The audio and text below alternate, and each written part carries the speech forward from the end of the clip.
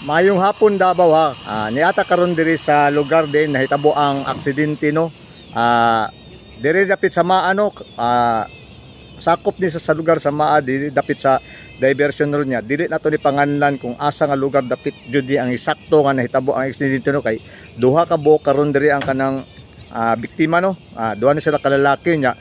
Hantod karon wala pa nato nailhan kung kinsa gid kini mga tawahan na asa ni sila nga lumulupyo kay ngano masig identification card wala gid ni silang duha nya karon mga higala dadon ta kamo sa lugar diin asa ang duha ka na disgrasya no nga gibanhigan aning kinaiyahan kay ngano mao rin ang problema kanang pataka og kaon ba sa imong palibot pataka og pamunit sumao ni nga gibalos ang kinaiyahan gibanhigan sa daskinayan mao ning karon nalupog ang duha nya mao ni ang ilang kahimtang karon ipakita na ko sa inyo mga higala kay ngano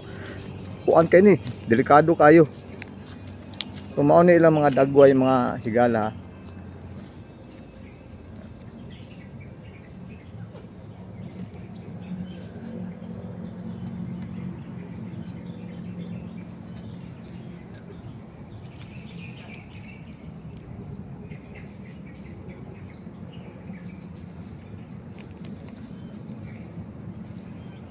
O nya medyo kuan ni isa kanang upaw-upaw na ni isa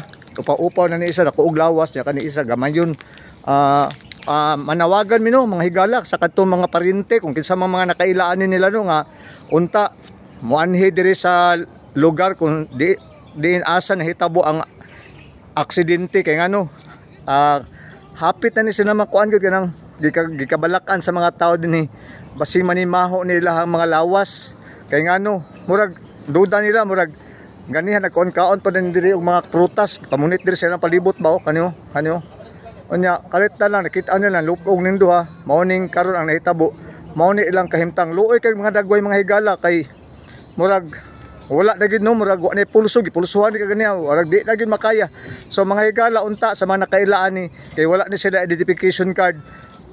palihog na lang anhi aday nyo diri dapit sa may maa dapit sa diversion road ang dalan nya. Daghang salamat higala kanang inyong tigbalita si Boy Tahi sa kanunay tudo patay kung patay sila lang ang patay.